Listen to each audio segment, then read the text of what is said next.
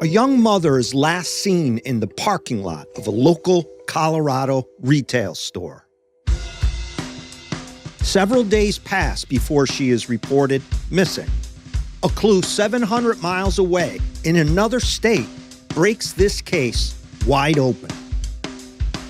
My name is M. William Phelps. I'm an investigative journalist and the true crime author of dozens of true crime books.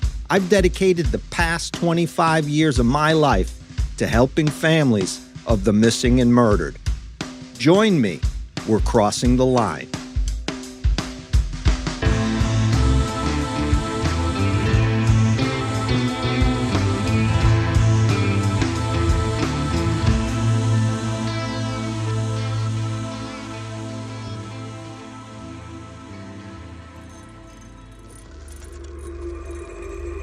Woodland Park is south of Denver, Colorado, and with just 7,200 residents, as communities go today, we could easily call it small town.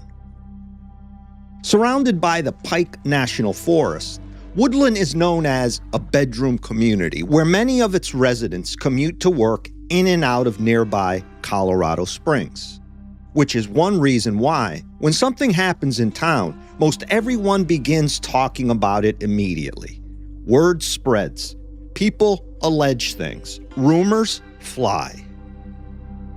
Such is the case a few weeks after Thanksgiving, December 2nd, 2018, when Cheryl Barrett calls into the Woodland Park Police to report that she is having trouble reaching her daughter, 29-year-old Kelsey. We haven't heard from her in over a week, Kelsey's mother explains to police. This is highly unusual. Of course, the family is greatly concerned, and so they request that the police conduct a welfare check. Officers head right out. They arrive at Kelsey's Woodland Park residence and begin knocking on her door, cupping their hands on the sides of their eyes and peering in through the windows to see if anything stands out. They get no answer. Nobody is home. Kelsey has a small child, a daughter, and the family is now beyond concerned for both. Born in the state of Washington, a community known as Moses Lake, Kelsey and her young brother, one report says, did everything together out on the family's farm. As a kid, Kelsey would sit and tell her brother about how she wanted to one day become a crop duster. You know, a pilot in one of those small, single-engine planes with the long arms sticking out the sides, swooping down over farming fields and spraying them with organic compounds, pesticides, and fertilizer. Kelsey developed what her family says is a lifelong fascination with aviation from that moment. In fact, so clear was her path in life then, Kelsey pursued aviation in college and landed a job as a flight instructor after graduation.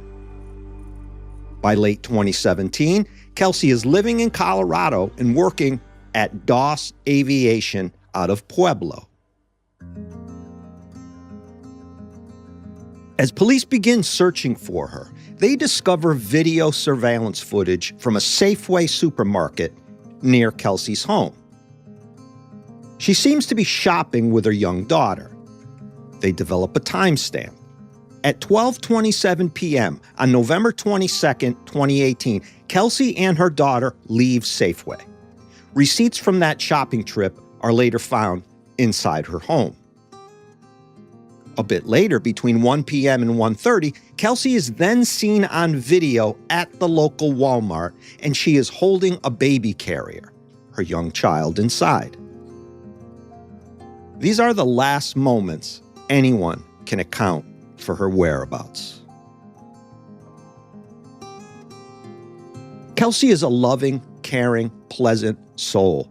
Those she worked with say you rarely saw her without a smile on her face, and she had nothing but positive energy and love for people. A gentle heart, one man she worked with said of her, just a joy to be around. When I hear these types of things about people, I have to be honest. It reminds me of how so many people out in the world are not like this today. I also wonder, how would I be described? How those in my life would talk about me? It's a sobering thought in many ways because it forces you to look at yourself and your place in the world. Who you are as a person. Anyway, Kelsey's daughter, who is just a little over a year old, had a rough go of it after being born 3 weeks early, having spent days in the NICU. When Kelsey returned to work after having the child, her humility and gratitude and how proud she was to be a mother came across next level.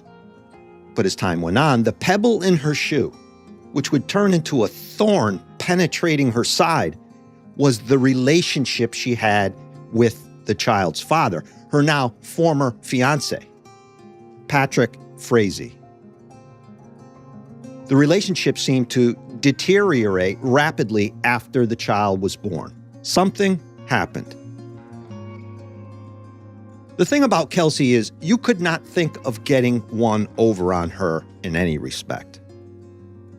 She is beyond intelligent, excelled at her job, completing training programs with ease Air Force veterans later said they struggled with and would classify as grueling. So I think what I'm saying here is this is not the type of person to just vanish into thin air. Kelsey made those around her want to be better people at everything they did. She made a difference if you were in her life. How many of us can say that? I found researching her life inspiring. Kelsey and her fiancé Patrick were not living together when she went missing. He had moved on and was with someone new already, and Kelsey was okay with it. She had her beautiful daughter. Maybe that was the purpose, the only purpose of meeting Patrick, to bring their little girl into the world. Who knew? They shared custody of the child. On paper, which we all know means literally that Patrick could see the child and take her for visits.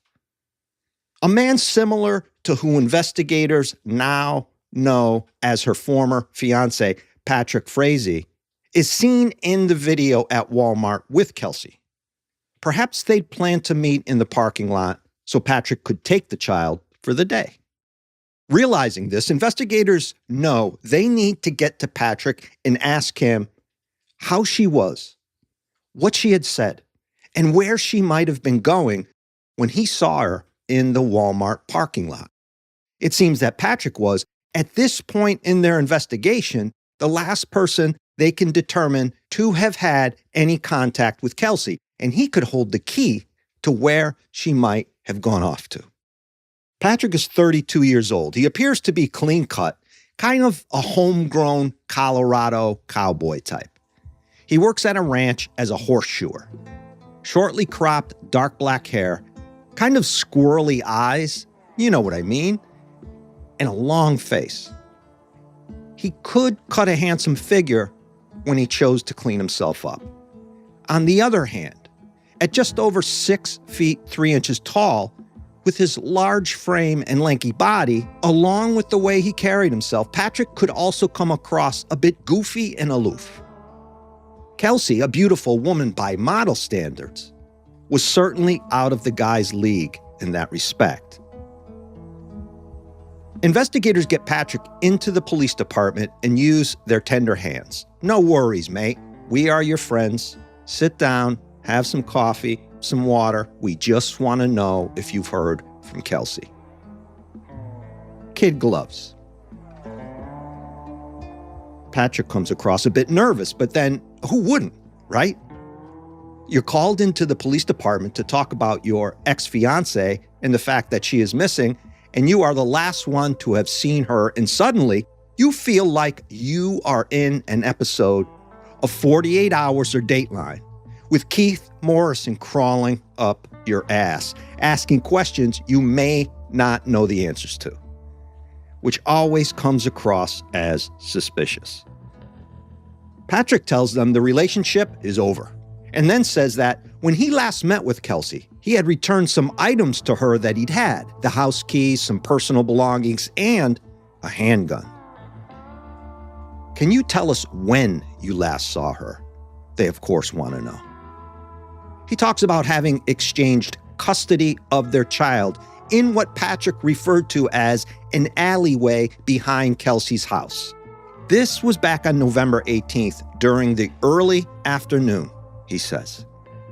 And I have not seen her since. Kelsey's family has been trying to, of course, text and call her to no avail. But then 3 days after she was last seen, one of Kelsey's co-workers receives a text message from her. "I will be taking the rest of the week off," is about all it said. No reason, no other details.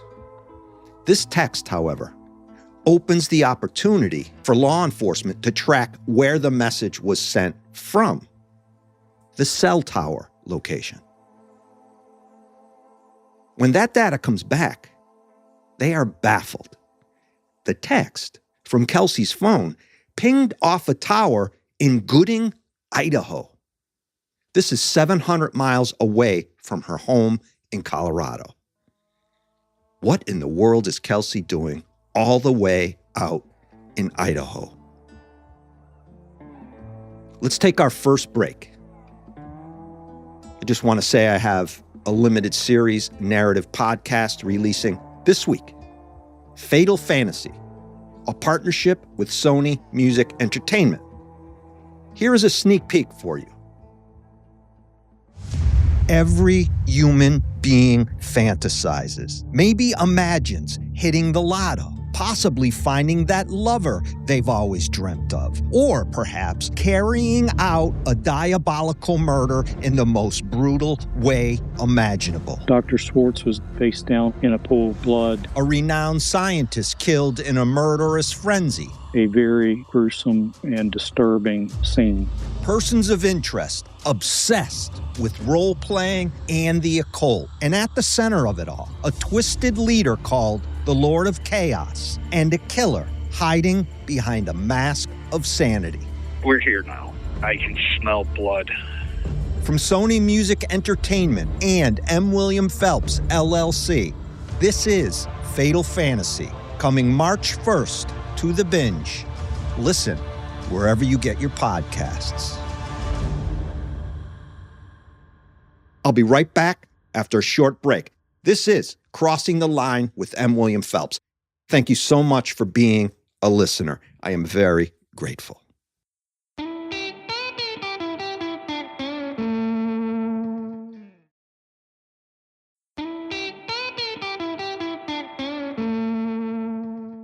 In all of my years of studying missing person and murder cases, more than anything else, I have surmised that the true motivation behind many of these cases, when you really get down into the core of it all, is loss of control, or control in and of itself. Homicidal individuals are either trying to gain control, have lost control, or trying to wield control. There is a great need in many, many homicides for the perpetrator to have total control over another individual, place, or thing. To put it more simply, they find themselves in a position where they just cannot seem to let go. When Patrick Frazee, sitting and talking to police, had said that he had last seen Kelsey in that alleyway, as he put it, behind her house, investigators know it is a bullshit lie right away. Because if you recall, they have him on video at Walmart, which he does not mention. And you have to ask yourself, why wouldn't he mention this? I mean, there are cameras all over the place on every light post, for crying out loud. What stupid bastard doesn't know that? Apparently, this clown. As the interview continues, investigators get a sense this dude is acting sketchy and anxious and worried about something. He keeps looking around the room, his eyes darting back and forth. And what he is telling them does not appear to line up with either the timeline they have or the information they have coming in. All red flags. All absolute tells that he is somehow involved in whatever is going on with Kelsey and why she is missing.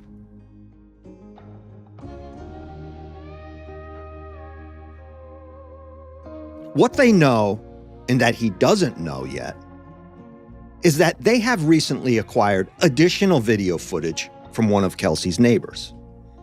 And that footage shows Patrick walking into Kelsey's house on the day in question, contradicting not only what he is telling them, but bringing a whole lot of suspicion raining down on this guy.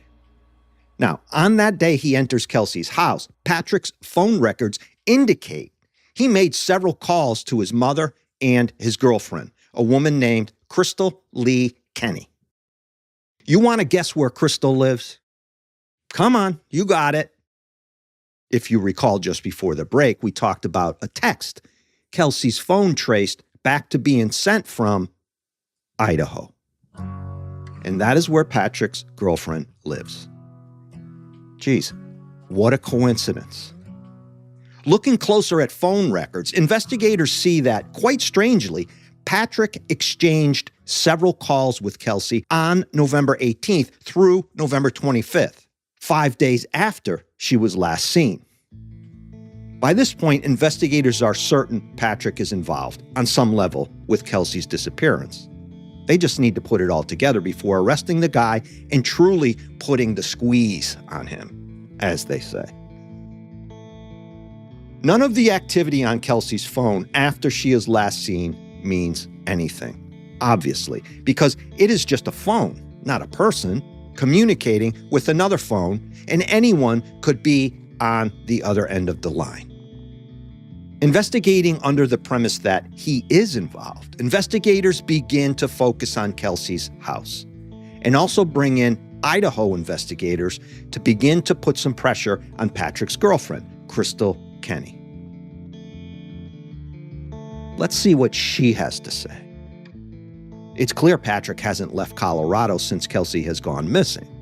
So that means the girlfriend likely has Kelsey's phone. Inside Kelsey's home, they uncover several alarming things. For one, none of the items you'd want to take if you were leaving are missing from the home. Medications, toiletries, clothes, formula, diapers, this sort of thing. Her family tells investigators she would have taken all of her personal belongings if she was taking off. I mean, most people would, right? Then her family tells investigators that there is a substance inside the bathroom on the floor they need to look at, which of course turns out to be blood. Not only around the base of the toilet, where the family flagged it first, but also in the bathtub, on the towel rack, door handle, ceiling, and just about all over the damn room. They send the blood samples out for testing and confirm the blood belongs to Kelsey. And what's clear from the amount of blood they discover is that she didn't cut herself shaving her legs. This is much more than that. She was likely murdered inside the house, and her body was in that bathroom at some point. Or the person who murdered her was in that bathroom at some point. As they begin to put together a case in Colorado, Idaho investigators work on the girlfriend, because the girlfriend, let's be honest, always gives it up when pressure is applied. And then a search warrant comes in for Patrick Frazee's house. It's now December 13th, almost a month after Kelsey is gone missing. First thing they find inside Frazee's place is a Swiffer mop and a gallon of bleach, both of which show the presence of blood. And this next discovery is one of those mistakes killers make. Guilt by omission, we'll call it. This is one of those little tiny details killers will always overlook and not even think about it. Investigators find some documents. One document is a list of people to contact, 5 in particular, in case medical assistance is needed for Patrick and Kelsey's daughter, if Patrick is ever unavailable. Kelsey is not among the 5 people listed on the document. The document is dated December 12th, 2018. So there it is. This guy writes out a list, undoubtedly in case police come to his house. And then subconsciously, he doesn't include Kelsey because he knows what? She's gone. Idaho investigators have Krystal Kenney come into the station house for a little chat. Kenney worked as a registered nurse in Kimberly, Idaho. She has 2 children of her own. She has long blonde hair, pale skin, and comes across scared and distant. They know they have her. That much is clear. She is going to be the key to this case and nailing Patrick Frazee. They ask her first when the last time was that she had contact with Patrick. Simple question. She had given the impression that the relationship was on and off, hot and cold. Of course, when you look at any relationship a guy like Patrick Frazee has had, you will hear the same thing. Guys like him are unable to maintain relationships. It's part of being a narcissistic sociopath. They blow up relationships. They cannot get their way or lose control, and boom, they create chaos. They walk away fuming and disappear from your life, or they kill you. There is, generally speaking, no in between. Krystal says she last spoke to him about a month or a month and a half ago. After that, she describes how she was actually with him on November 24th in Colorado at his place. Oh, you don't say. She was there to visit a horse they shared. She says she stayed from 9 a.m. to 5 p.m. Then she took off for home, driving all night and arriving back home on November 25th, the following day. Have you ever met the mother of his child, Kelsey? They ask. No, I have no idea who she is and didn't until I saw news reports of her being missing.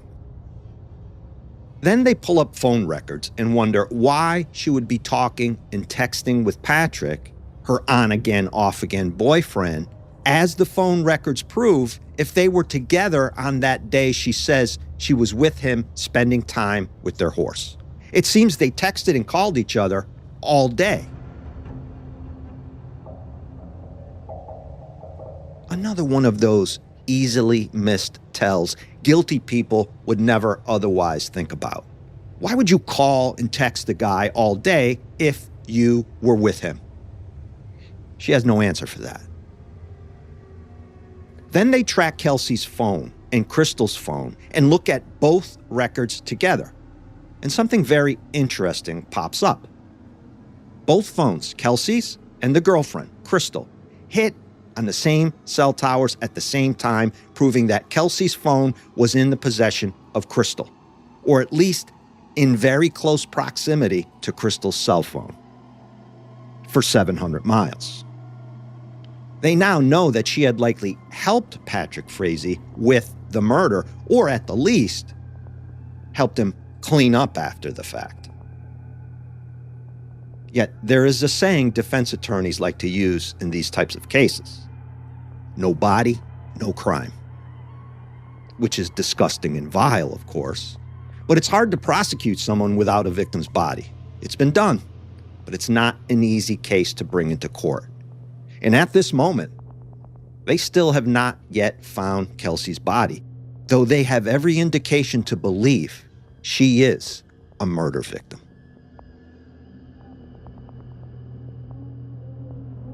Let's take a final break. Come right back.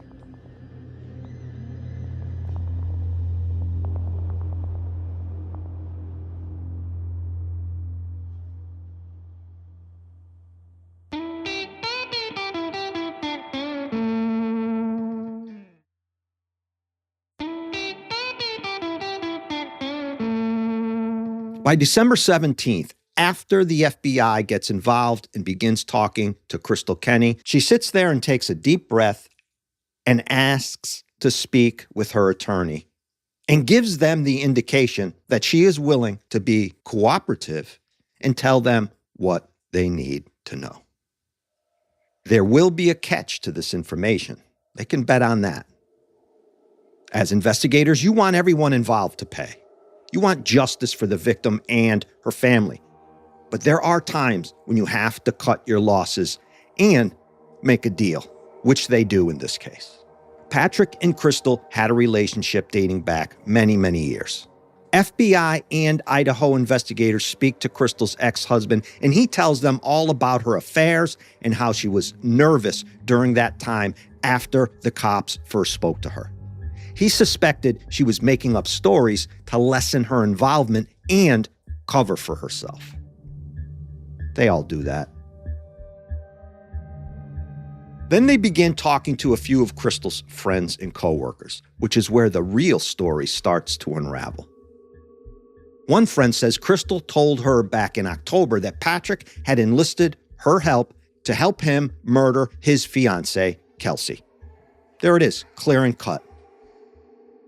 So faced now with a mountain of incriminating evidence, though I believe if she could have gotten away with this without getting caught, she would have not said a word. But she lays it all out. She talks about several occasions where Patrick had come up with a plan, one of which being slipping poisons and drugs into a Starbucks coffee and bringing it to Kelsey. Yeah, sure, that'll work. Some stranger offering you a free Starbucks. The nurse says she didn't like that plan. So Patrick Frazee gives Krystal a metal pipe and tells her to show up at the house one day and kill Kelsey with it. No one will know. You'll be fine. Don't worry. She says no way. She's not doing that. Then on November 18th, Patrick Frazee calls his girlfriend and he says this: "Come to Colorado. You have a mess to clean up." She finally made it by November 24th, but it wasn't to spend time with their horse, as she had claimed.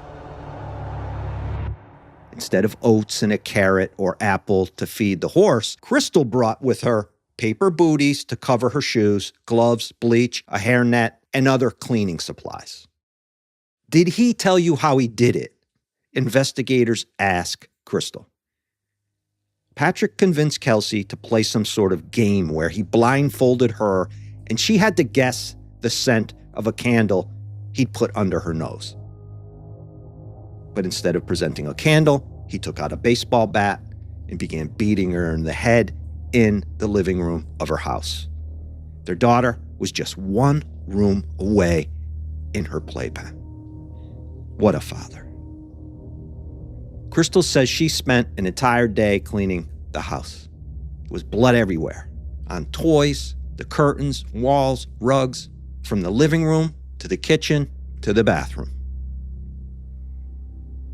Krystal and Patrick took all of the items covered in blood from Kelsey's house out to Patrick's property and burned them. She then tells investigators he made her wipe the entire place down, top to bottom. But she had left some blood on the stone face of the fireplace just in case, she claims, she had to later prove what she was saying.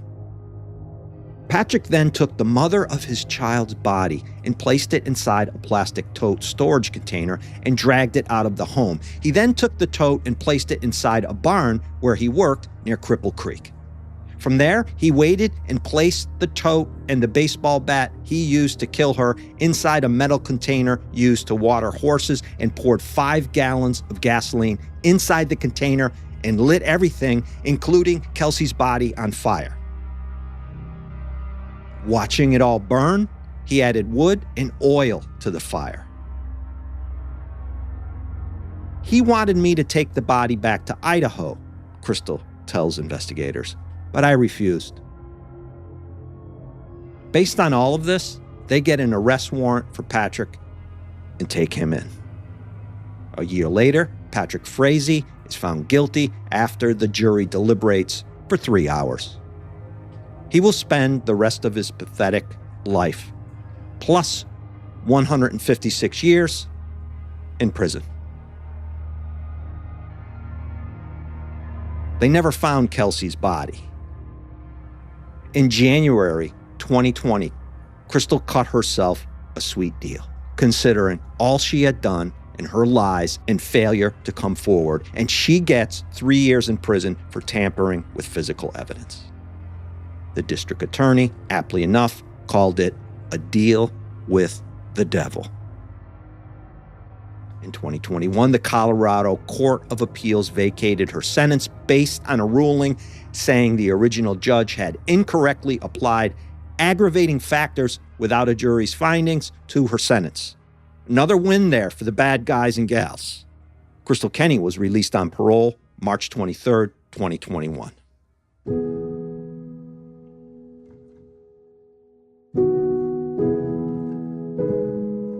She was our daughter, Cheryl Barrett, Kelsey's mom wrote after the verdict.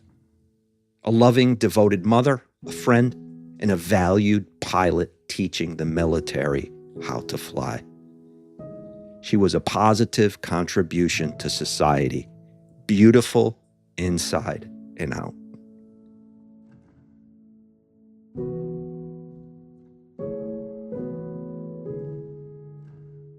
That's it for this week.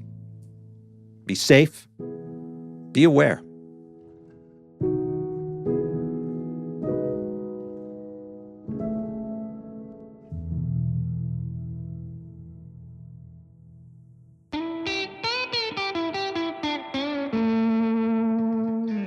Sources for this episode include Patrick Frazee application and affidavit for arrest warrant, State of Colorado versus Patrick Frazee, December 2018. Remembrance Candle Vigil planned for Kelsey Barrett, remembered as Shining Light, by Stephanie Butzer, November 20th, 2019, Denver 7 News. Crossing the Line is executive produced by M. William Phelps, LLC, and Matthew Valentinus, Mom's Basement Management. Written by me, M. William Phelps. Audio mastering and mixing by Matt Russell. Music by Epidemic Sound. Original music written and performed by Thomas Mooney, Tom Phelps, and Matt Russell.